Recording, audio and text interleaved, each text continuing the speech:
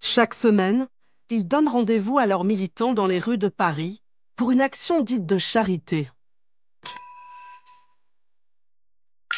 Ce soir-là, nous avons pu nous infiltrer dans cet événement organisé par un groupe néofasciste très surveillé par les services de renseignement. C'est déjà dans la maraude? Ouais. Ok. Ils sont une vingtaine à participer à une maraude à l'attention des SDF de la capitale. Ils ont emmené chacun des trucs, des fruits, des sandwichs, des mouchoirs. Donc voilà. On ne demande jamais au poste de ramener quelque chose. Et on organise. Avant, en tant que personne, c'est chacun qui s'organise un peu ce qu'il peut ramener. Les participants sont étudiants ou jeunes travailleurs issus des quartiers bourgeois de Paris ou de Versailles. C'est un peu, ouais. Quel âge, toi? 24. Et toi? 27. 27? Allez, go.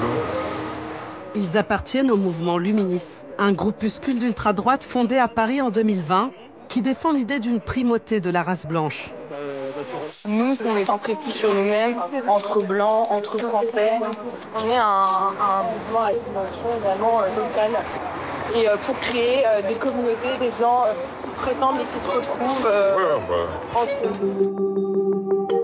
Cette soirée caritative va s'avérer particulièrement choquante. Car les bénéficiaires de la maraude ne vont pas être choisis au hasard. Par une méthode détournée, les militants d'ultra-droite excluent les SDF de confession musulmane en leur proposant des aliments à base de porc. Maman, mais monsieur, ce sont des petites friches avec de la saucisse. Leurs critères, ouvertement racistes, sont aussi la couleur de peau et les origines. Non, c'est une femme derrière. Pas genre là. Ouais, mais non. Je pardonne à tout, mais sauf. Oui, bah oui. C'est les pires des pires. Ouais. En 2 heures de maraude, dans les quartiers chics de Paris, les membres de Luminis vont distribuer très peu de nourriture. Il y en a un, Au revoir. Du coup, est-ce qu'il y a des gens qui vous ont expliqué pourquoi on s'est pas arrêté ou pas? Parce qu'il n'y a que des SDF propres. Ouais, voilà. Co-blanc, en fait. Ouais, bien sûr. On donne co-blanc. Tous ceux qui sont vraiment là par pauvreté, là, on leur donne volontiers. Ouais, bien sûr. C'est vrai que tous les profiteurs, que ce soit les Malgaches, les Roumains, les Pakistanais, par centaines, les Noirs, évidemment, et les Arabes, on ne donne pas, tu vois. On ne va pas en plus t'avenir leur donner un sandwich, tu vois. Et comme chaque semaine, le groupe fait la promotion de son action sur les réseaux sociaux. Un affichage décomplexé de leurs préférences nationales. Nouvelle maraude pour les militants de Luminis. Les nôtres avant les autres. Derrière cette charité ciblée, une idéologie néo-nazie assumée par cette étudiante de 19 ans. J'avoue, sans honte et sans cacher, qu'il y a beaucoup de choses que j'admire dans le nazisme. Ouais. Des valeurs que la France devrait chercher à reprendre, puisque c'est aussi les siennes. Je parle notamment de l'homme viril, la femme féminine qui veut avoir plein d'enfants, l'amour de sa patrie, une certaine idéologie qui a beaucoup été relancée au moment du Troisième Reich. Voilà, tout ça. Ouais, et bah, puis c'est de la race.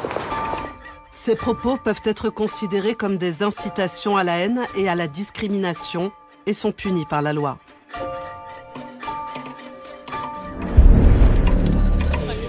Qui sont ces jeunes militants d'ultra-droite qui diffusent dans toute la France des idées racistes, antisémites et homophobes? Paris populaire, Paris identitaire, Paris populaire. En plein cœur de Paris, nous les avons filmés lors de cette marche en l'honneur de Sainte-Geneviève. Leur parole est décomplexée. Les rues sont plus sûres, on en a marre. Alors ce soir on va chanter Parisien, défends-toi, tu es ici, chez toi. Aujourd'hui, la réforme n'est plus à nos portes. Elle est au centre de notre cité, car nous sommes le meilleur espoir de notre civilisation. Et par-dessus tout, on est chez nous. En décembre, ils sont devant le Panthéon lors d'un hommage au jeune Thomas, tué à Crépol un mois avant. En prison, clandestin, dans l'avion. Dans la foule, certains vont jusqu'à faire ouvertement des saluts nazis.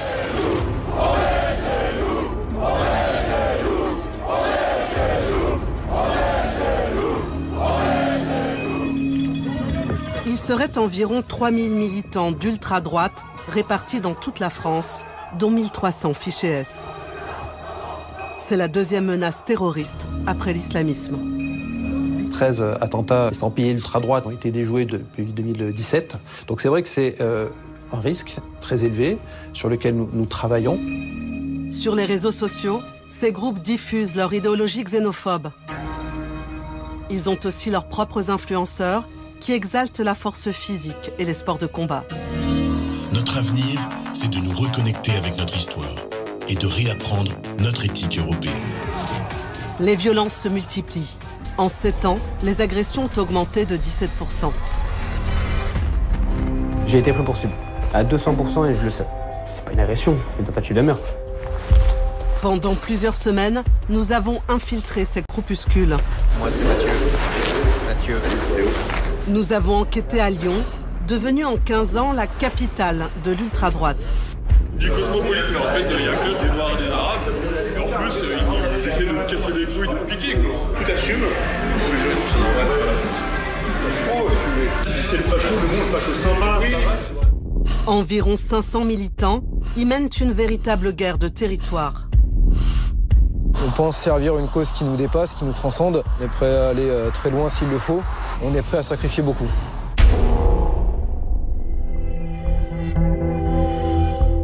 À Lyon, c'est dans le centre historique que des militants d'ultra-droite ont établi leur fief et intimident voisins et habitants.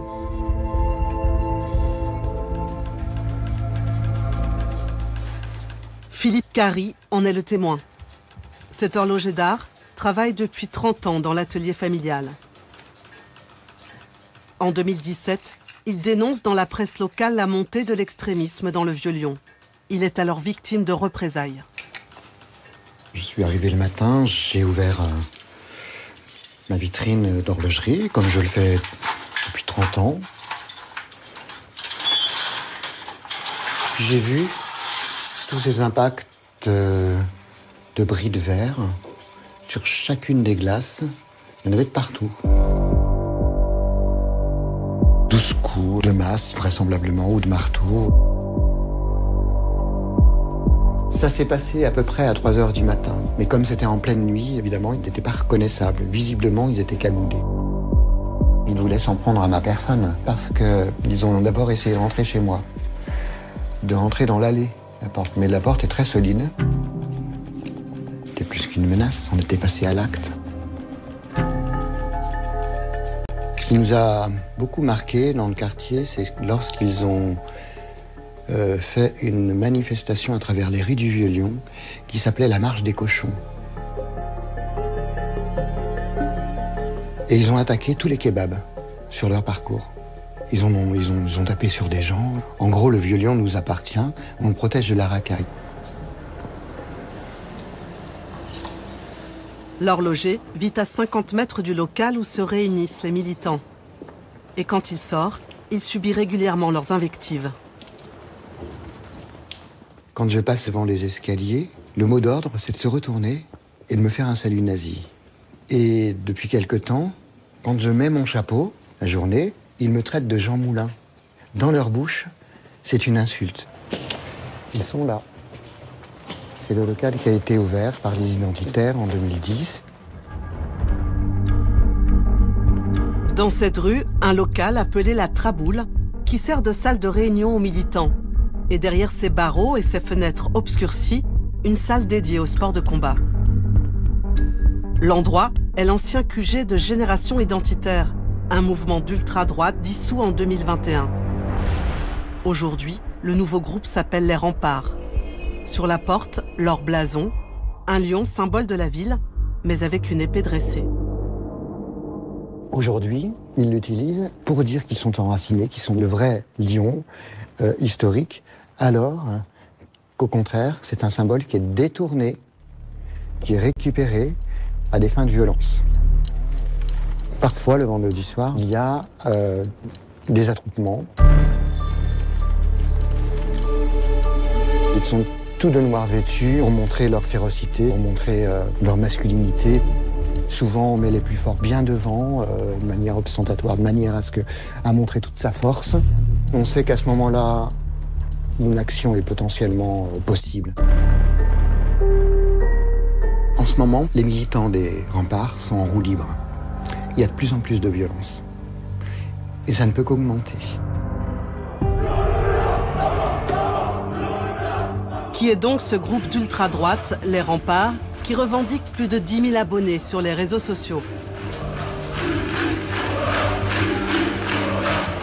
Depuis 3 ans, ils multiplient les manifestations souvent illégales, comme cette marche au flambeau, pour laquelle ils ont été condamnés en 2022. Des militants sont soupçonnés d'être impliqués dans des actions coup de poing, tels ces affrontements lors d'une marche du mouvement LGBT ou Cérix, avec des supporters de foot en 2021. Ils sont aussi mis en cause dans plusieurs agressions racistes. Pour comprendre leur méthode et leur organisation, nous avons décidé de nous infiltrer dans ce groupuscule. Au mois de janvier, un message sur les réseaux sociaux nous alerte. Les Remparts recrutent et cherchent de nouveaux militants. Pour ne pas éveiller l'attention, un de nos journalistes crée un faux compte Instagram et répond à cette annonce. Bonjour, je suis intéressé pour venir à votre réunion de recrutement. Comment m'inscrire? 5 jours plus tard, un premier message lui parvient. Pour l'inscription, il nous faudrait ton nom, prénom, âge, numéro de téléphone et ville. Pour le recrutement, nous ferons une réunion où nous présenterons les remparts, le militantisme et notre communauté.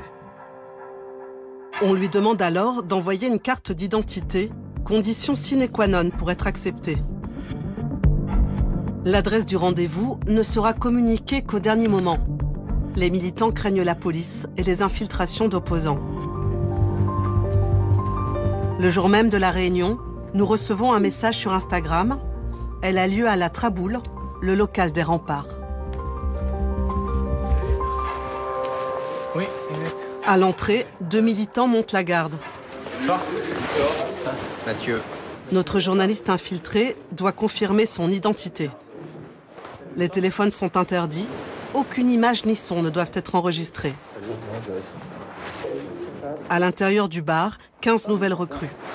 Moi, c'est Mathieu. Dès que la réunion commence, la porte est verrouillée par les militants. Vous êtes ici à la Traboule, qui est la maison de l'identité lyonnaise. C'est un local qui permet à toutes les personnes de venir voir des coups et parler politique sans risquer de se faire juger ou blacklister. 3 cadres du groupe vont se succéder devant les nouveaux militants. Nous interagissons dans un combat qui est culturel, parce que même la gauche depuis les années 60, nous on évolue dans un modèle de combat culturel de droite. Sur ce diaporama, ils vont passer en revue les symboles et personnalités de la ville de Lyon qu'ils se réapproprient. Sainte Blandine, martyr catholique tué à Lyon, l'aviateur et écrivain Antoine de Saint-Exupéry, ou Paul Bocuse, symbole pour eux de l'identité française. Paul Bocuse, je pense que vous connaissez un peu tous. Comme on l'a dit, notre combat est aussi culturel. Au lieu d'aller dans un combat, par votre action individuelle, vous pouvez aller dans un bouchon lyonnais, vous pouvez aller dans une boulangerie acheter un jambon beurre. Le but, c'est vraiment essayer de nous vivre selon nos traditions. Si je peux me permettre, je pense qu'on pourrait juste rajouter un truc sur les diapos, c'est ne pas manger halal. Par exemple, j'ai fait une compétition de kickboxing, j'avais fait du halal au centre, on m'a été demandé de chercher des sandwichs, je suis allé dehors. Les responsables mettent aussi en avant leurs actions sur le terrain. Collage d'affiches avec des slogans haineux, hommage à des Français tués par des étrangers, ou encore des actions contre l'installation de camps de migrants ou contre les sans-papiers. Oui, on a des idées qui ne sont pas acceptées par la majorité de la société, mais on n'a pas peur, on sort, on les affiche et on les défend. Le militantisme est une des meilleures expériences de jeunesse qu'on puisse avoir. Je vous jure que c'est pas une blague, ça vous permettra vraiment de vous rendre compte qu'ici on masque plein de blancs qui n'ont pas. Juste une petite question, comme vous nous avez checké un peu avant qu'on arrive et tout ça, je voulais savoir si dans l'idée vous vouliez que les gens, entre guillemets, soient des gens sûrs ou si on pouvait ramener nos potes à l'occasion. On est très prudent là-dessus, on fait une sélection qui est pointilleuse.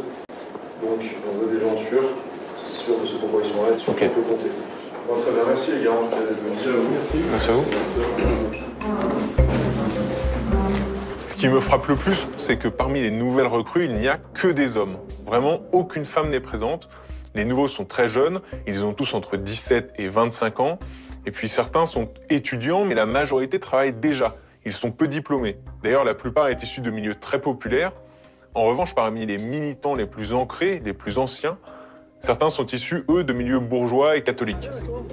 Cette réunion de recrutement est en réalité un premier test pour les nouveaux venus.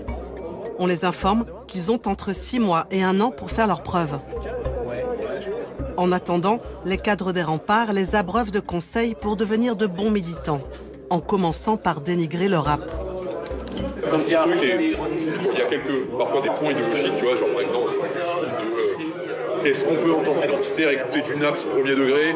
Bon voilà, la réponse c'est non. Second degré, c'est un t'as nausée. Faut voir, faut pas que ça devienne une et que ça passe par l'univers mental. C'est pareil. Lisez, franchement les gars, il y a la chance d'avoir des... Ça, je te prends dessus. Des auteurs dans notre groupe qui sont super intéressants. Il y a Un samouraï d'Occident de Dominique Vénère. C'est vraiment le livre, la Bible des identités, on va dire. L'auteur qu'il conseille, Dominique Vénère, est considéré comme le gourou de l'extrême droite moderne. Complotiste et antisémite, il défend une conception ethnique de l'identité. En 2013, il se suicide d'une balle dans la tête dans la cathédrale Notre-Dame de Paris. Il voulait réveiller les Français face au risque du grand remplacement. Dans le local des remparts, encouragés par les militants, les nouvelles recrues se lâchent. Je suis arrivé à Lyon, je travaille, j'avais vu qu'il y avait des arabes. Là, je suis le seul blanc. C'est là, j'ai commencé à dire, il y a un vrai problème. Du cosmopolite, mais en fait, il n'y a que des noirs et des arabes. Et en plus, ils essaient de casser les couilles, de piquer, quoi. Là, ils sont toujours là en train d'essayer de tout casser, de vouloir chercher la merde. Personne ne s'offusque. Un cadre des remparts conseille même d'assumer publiquement leurs opinions. T'assumes? Les jeunes, c'est normal, voilà. Il faut assumer. C'est le facho, mais bon, le facho sympa, oui, ça va, mais c'est ça, si on met une étiquette de facho méchant, et toi, t'as un mec qui m'en bat les couilles, des fois, tu déconnes avec tout le monde. T'assumes à 100%, mais ce que tu veux comme étiquette, tu t'en fous. Tu l'assumes, tu poses tes couilles sur la table, tu t'en bats les couilles et t'es fait. Et là, comme mettre à la bosse, bien de ma boule, mettre à la bosse.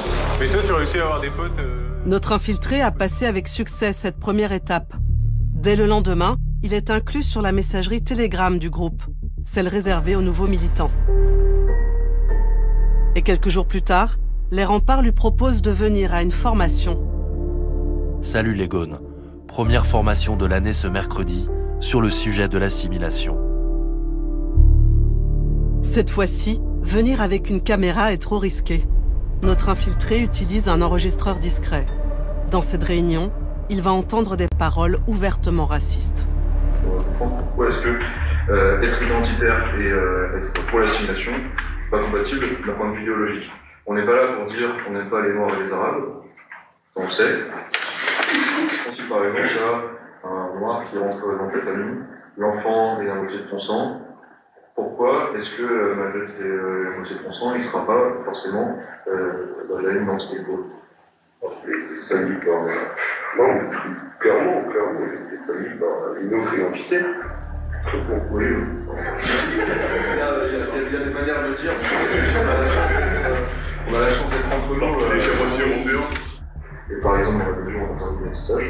Du coup, en métissant, on supprime quelqu'un qui appartient à notre peuple. À terme, ça entraîne aussi une disparition génétique. À ce moment-là, je suis très choqué par ce que j'entends. Là, je sens qu'on n'est plus du tout dans la même ambiance qu'à la réunion de recrutement. Les cadres, les militants, tout le monde se lâche et les propos sont ouvertement racistes. Il n'y a plus aucun garde-fou. Dans la réunion, ce sont carrément des thèses racistes, racialistes, qui ressemblent vraiment à l'idéologie nazie. C'est important, je pense, de savoir expliquer pourquoi est-ce que il est important qu'on reste les blancs, chez nous, en majorité. Les noirs sont des bons survivants dans la vie naturelle. je ne les comprends pas, les animaux, ne pas dire ce que j'ai pas dit, mais ils ont une capacité à devenir agressifs. Ils ont une capacité, une masse musculaire 25% supérieure à celle de l'européen. Voilà, ils ont cette capacité à rester dans des endroits chauds et au soleil, parce que ils ont plus de mélatonine, ce qui rend leur peau noire, et ils ont des narines plus amples pour pouvoir respirer de l'air chaud. Voilà, donc il y a des choses qui font que on est aussi plus apte à tout dans le milieu naturel. À ce moment-là, ils se mettent à parler de Tanguy David. Alors Tanguy David, c'est un ancien militant de Reconquête, le parti d'Éric Zemmour.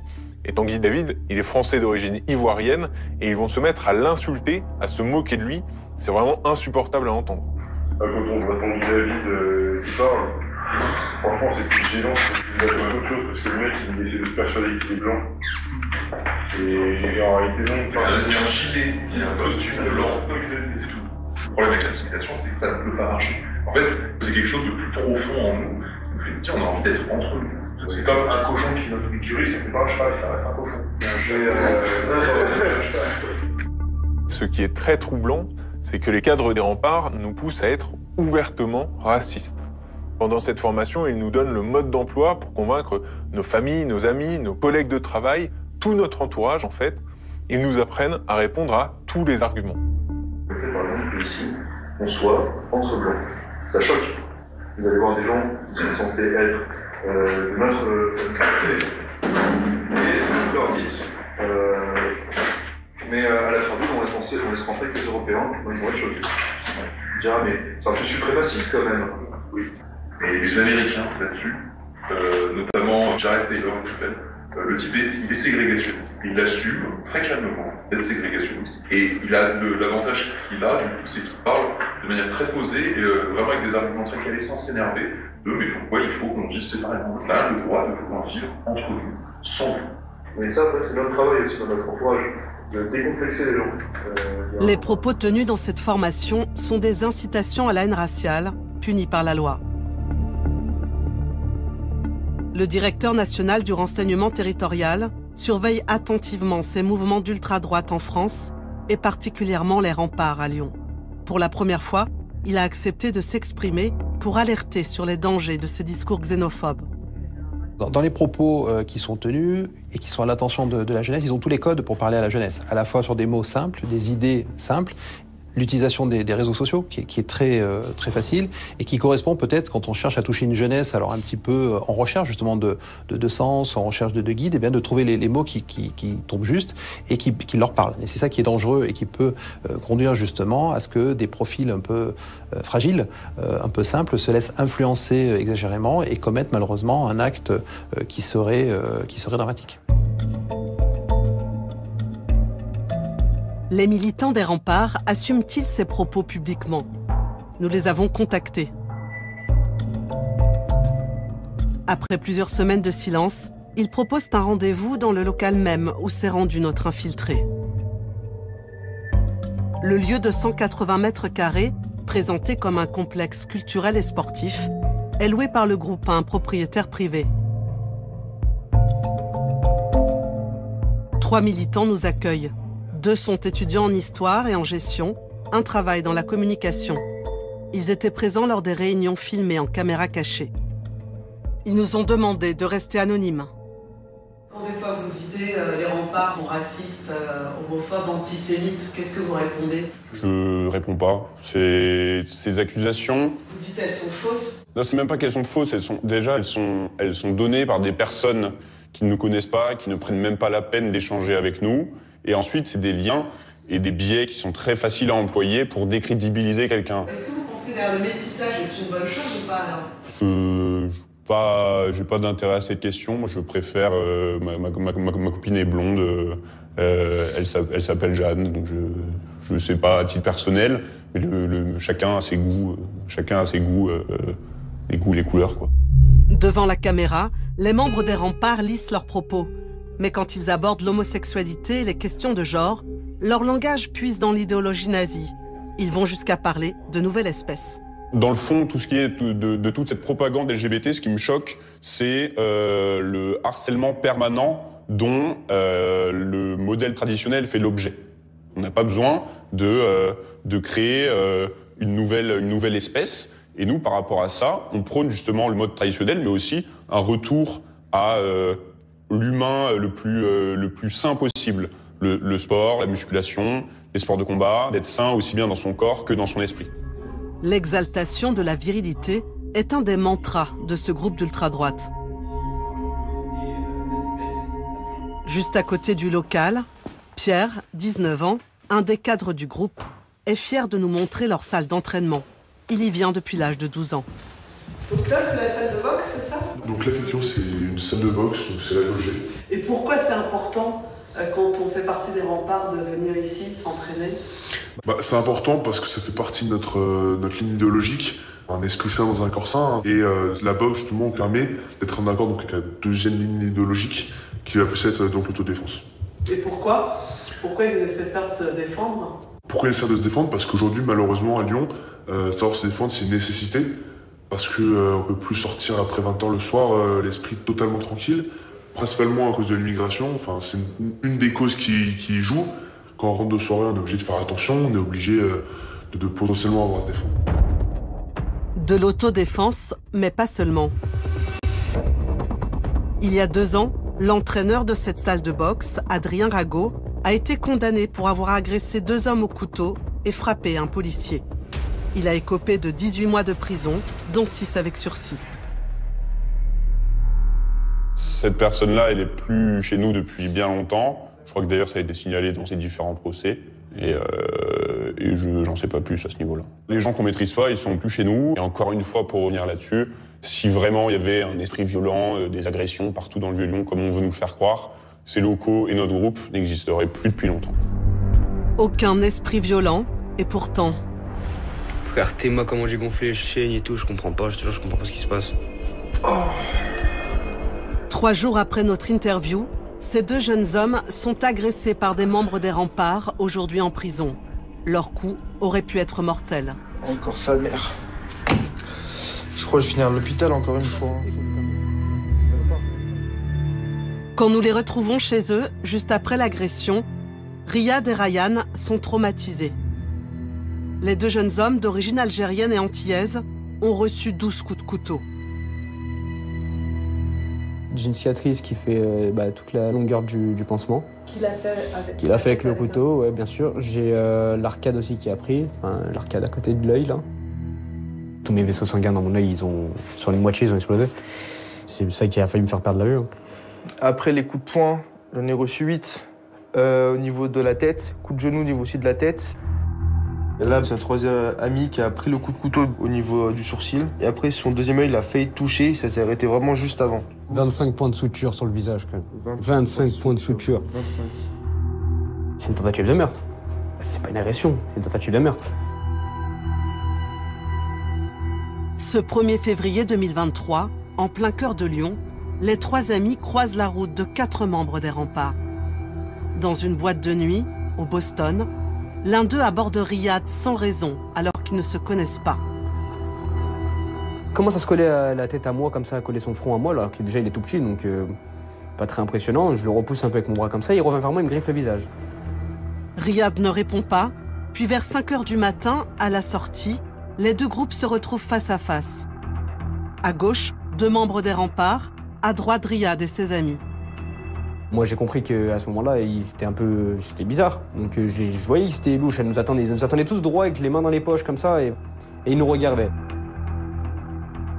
Il y avait une haine qui était présente. Un membre des remparts gifle Riyad violemment, puis les coups pleuvent.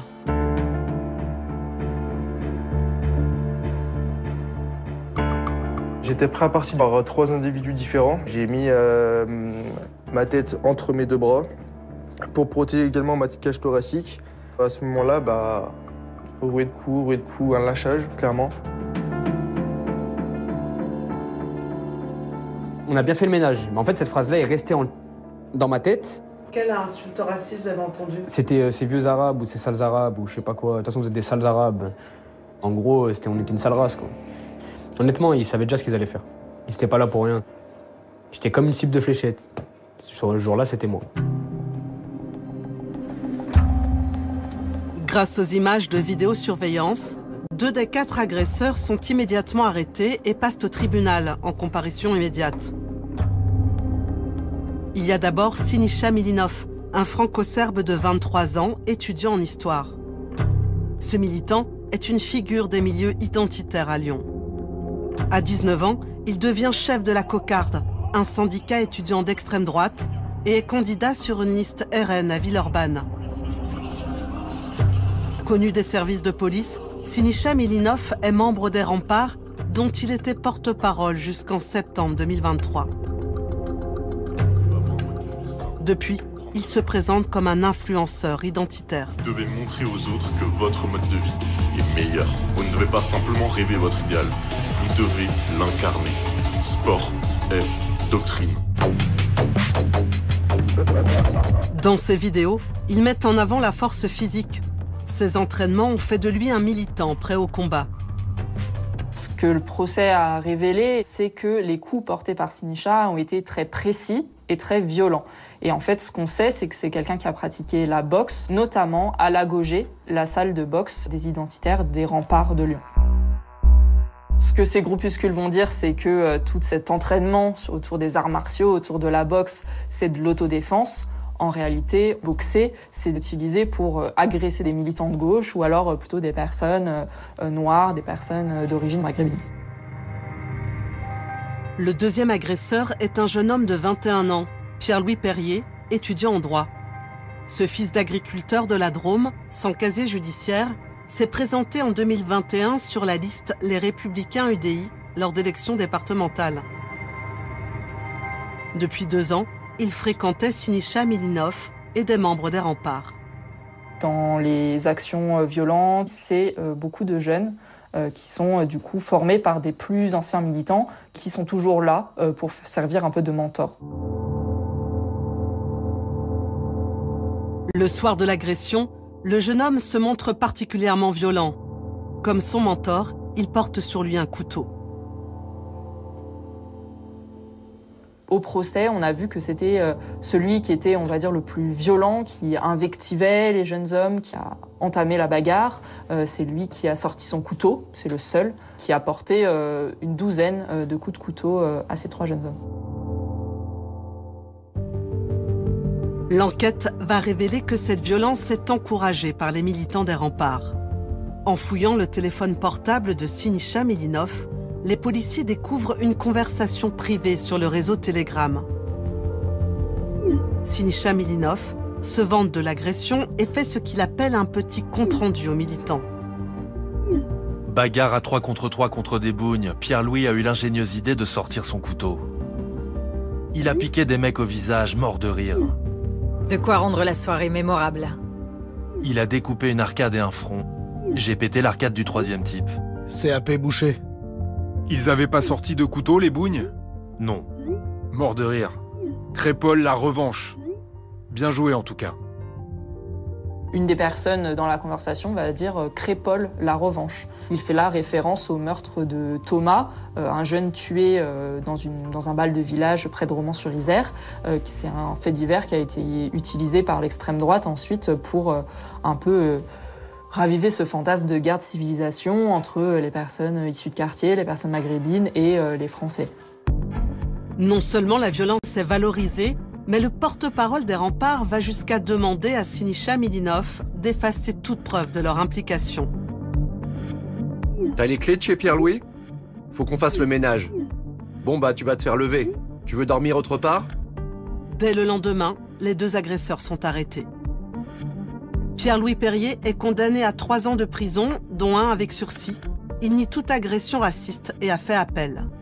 Siniša Milinov, lui, est condamné à 16 mois de prison, dont 10 avec sursis. Juste après le procès, notre infiltré reçoit un message du porte-parole des Remparts, celui-là même que nous avons interviewé. Il appelle à la solidarité avec les agresseurs. Salut les gones, je vous fais ce petit message pour ce soir à la Traboule. On va faire une pièce de solidarité pour les mecs qui sont partis en prison. Donc vous pouvez en parler en privé autour de vous. Dire que les bénéfices de la soirée seront reversés à cet effet. Voilà, donc venez nombreux et tous présents.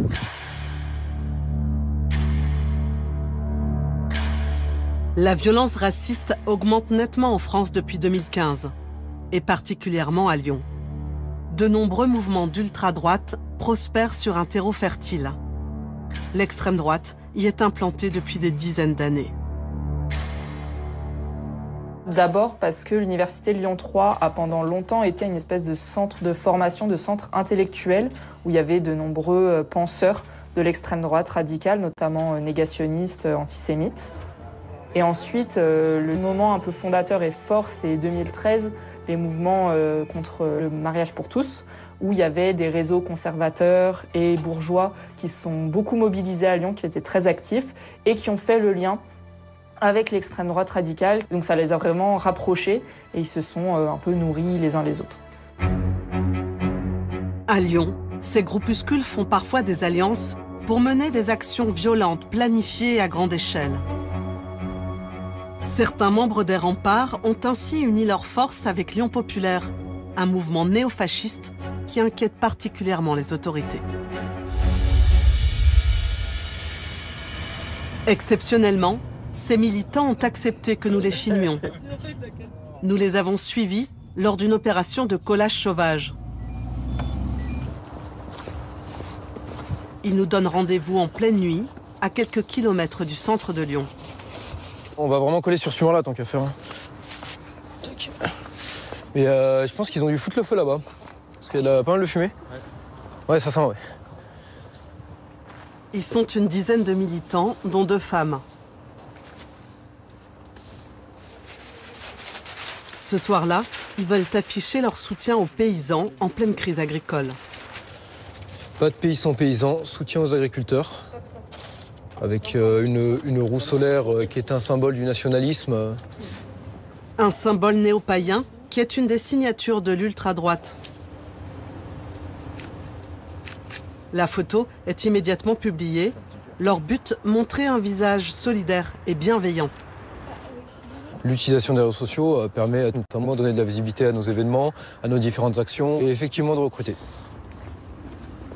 Quelques kilomètres plus loin, ils affichent des slogans plus radicaux. On mettra des maîtres chez nous sur les côtés, soit de faire un truc un minimum esthétique. Leur leader, Elliott Bertin, se présente comme un nationaliste révolutionnaire. On a ces affiches-là, maître chez vous, maître chez nous. Nous, on ne veut pas être soumis à des forces d'occupation impérialistes, que ce soit les États-Unis, l'Union européenne ou la Chine. Si on a des gens qui viennent par l'immigration avec une volonté d'imposer leurs mœurs, leur culture, oui, ça s'adresse à eux aussi. Je trouve que la France, il n'y a plus la population que nos grands-parents ont connue. Moi, je me balade toujours avec ma petite bombe, là, toujours dans mon sac, et je sors jamais ça. Quel est le slogan sur cette affiche? La France aux Français. La France doit être gouvernée et appartenir aux Français. Ce qui nous semble être du bon sens, au même titre que l'Afrique doit être aux Africains et l'Europe aux Européens. C'est un peu choquant ce slogan, non?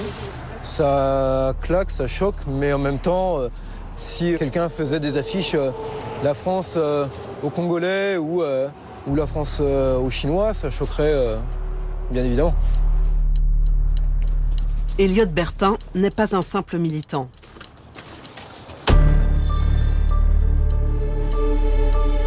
À 26 ans, ce technicien dans l'industrie, fils de militant CGT, est considéré comme le patron de l'ultra-droite à Lyon.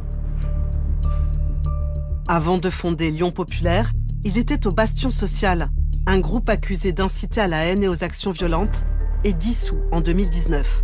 Mais cela ne l'a pas arrêté. Cela a permis de montrer que nous étions dangereux pour l'État que nous combattions. On a appris à se restructurer malgré cela. Le Bastion Social n'a pour nous été qu'un passage. Sur les réseaux, Elliott Bertin affiche son goût des armes et se photographie avec une Totenkopf, l'insigne d'une division des Waffen-SS. Selon lui, une simple erreur de jeunesse. J'avais eu la bêtise un peu par provocation, effectivement, de porter un masque avec un emblème de la Seconde Guerre mondiale. Ce qui peut être pris comme une blague pour certains peut être très mal interprété par d'autres. Proche des militants des remparts, il fréquente la même salle de boxe, la Gaugée. Il a été repéré dans au moins 7 attaques sans jamais être condamné. Je dirais clairement qu'Eliott Bertin, c'est quelqu'un de dangereux. Nous, à rue 89 Lyon, on l'a identifié dans plusieurs actions violentes. On l'a repéré en juin 2023 lors d'une manifestation à l'occasion de la fête de la musique. On le voit attaquer des militants de gauche. Eliott Bertin, qui est ici en t-shirt bleu clair avec un short. Il porte dans la main un bâton et dans l'autre main sa ceinture. Eliott Bertin est très surveillé par les services de renseignement. Mais il dit être prêt à aller encore plus loin. Les risques qu'on prend à l'heure actuelle, ce n'est pas grand-chose. On pense servir une cause qui nous dépasse, qui nous transcende. On pense que les enjeux sont plus importants que nos existences. Et de facto, effectivement, on est prêt à sacrifier beaucoup. Les emprisonnements de militants, ça n'a jamais rien arrêté. Galvanise au contraire. Je répondrai par un simple slogan, me ne frego. Ça veut dire je m'en fous en italien. Un slogan qui n'est pas anodin, c'était la devise utilisée par les unités de combat de Mussolini. 4 mois après notre tournage, Eliott Bertin est arrêté et placé en détention provisoire. Il est soupçonné d'avoir participé à une attaque d'une ampleur inédite à Lyon, avec certains de ses militants, mais aussi ceux du groupe Les Remparts.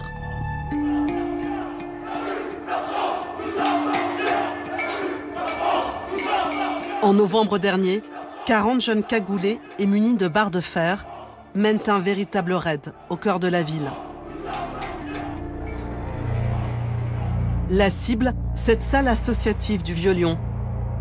Jérôme Fenner organise ce soir-là une conférence sur la situation à Gaza devant une centaine de participants, dont des enfants, quand soudain des bruits sourds retentissent de l'extérieur. On n'a pas compris au départ ce qui se passait. Et puis très vite, on a compris que l'extrême droite était de nouveau de sortie et nous agressait. Devant une autre entrée, les militants tentent de pénétrer dans le local par la force.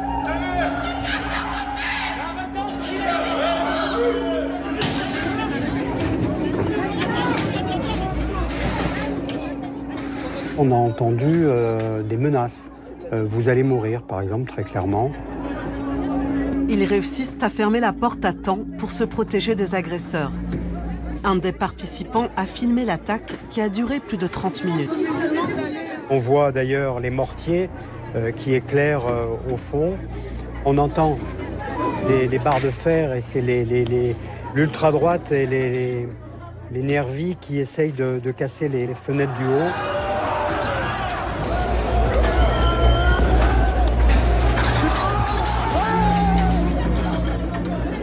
Et là, on voit des gens prendre des chaises pour essayer de colmater, de faire rempart. C'était des jeunes gens qui étaient cagoulés, masqués, qui avaient des barres de fer à la main, qui avaient des objets contondants de toute nature. On voit des gens qui pleurent, qui sont en pleurs, parce que tout le monde a peur et tout le monde est vraiment choqué de la manière dont ça se passe. Alors s'il y a des personnes blessées, elles peuvent aller dans la cuisine pour se faire soigner. Cet assaut a fait 7 blessés, dont 3 graves. Selon Jérôme Fenner, l'agression visait les participants, en majorité d'origine maghrébine. Il y avait une proie facile. Nous, on n'avait pas pris de mesures particulières. Il y aurait pu y avoir des morts et le bilan aurait pu être beaucoup plus lourd.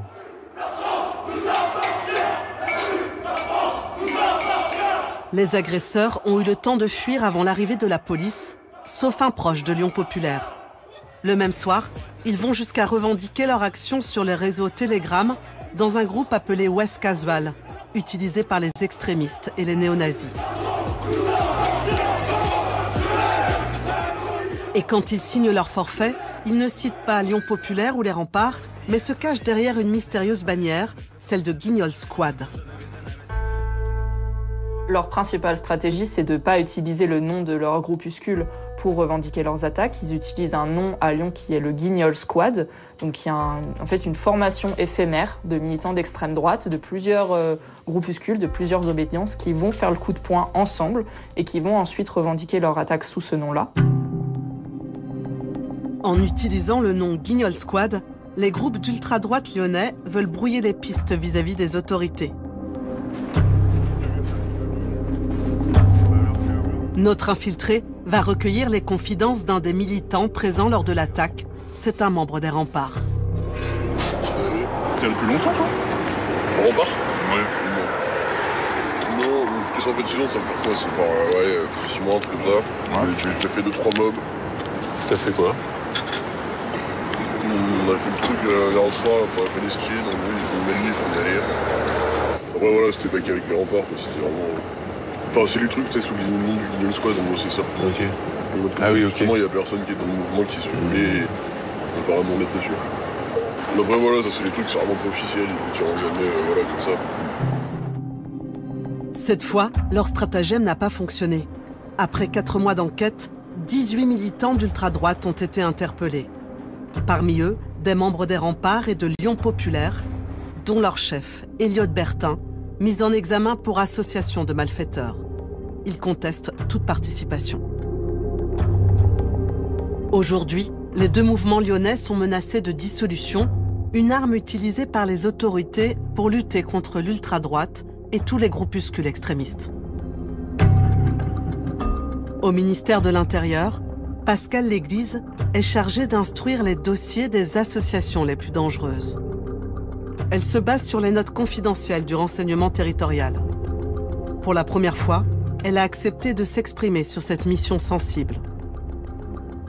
Ces associations propagent des idées nauséabondes en mettant dans le même sac tous les musulmans et en disant ils ne sont pas compatibles avec nos valeurs et donc c'est eux ou nous et attention, ils sont en train de nous remplacer et il faut faire très attention et donc il faut les bouter hors de France. Ils attisent un séparatisme qui fait obstacle au vivre ensemble. La République française, c'est pas ça. C'est pas le rejet de l'autre, quel qu'il soit. Depuis 2012, 20 groupes d'ultra-droite ont été dissous. Mais Pascal Léglise sait que ces organisations peuvent renaître de leurs cendres. C'est la reconstitution de Ligue dissoute, punie par la loi. C'est un peu décourageant parce qu'on pourrait se dire ils ont eu un coup de semonce, ils tiennent à carreau, mais la nature humaine est ainsi faite que leur idéologie, ils la conservent. C'est pas parce qu'on dissout le moyen d'expression de cette idéologie qu'on dissout l'idéologie. C'est un combat permanent. Ah, c'est un combat permanent. Un combat permanent, car pour le renseignement territorial, ce sont les représentations du pouvoir qui pourraient un jour être prises pour cible. La violence, elle peut avoir plusieurs niveaux, mais le niveau ultime, ce serait effectivement de vouloir s'en prendre aux institutions et de passer à des actes particulièrement dangereux, violents, un petit peu dans l'esprit de ce qui s'est passé chez nos amis américains au Congrès. Voilà, si on avait des structures, des groupes qui arrivaient à s'organiser pour être suffisamment nombreux et s'en prendre à nos palais de la République, que ce soit l'Assemblée nationale, le Sénat, bon, nous en sommes loin. Mais c'est une menace qu'il faut prendre avec le plus grand intérêt et la plus grande attention pour suivre justement ces évolutions et qu'on n'en arrive pas là. L'autre inquiétude des services de renseignement est la menace terroriste que fait peser l'ultra-droite. Parmi les 13 projets d'attentats déjoués depuis 2017, une attaque avait pour objectif de s'en prendre à la présidence de la République.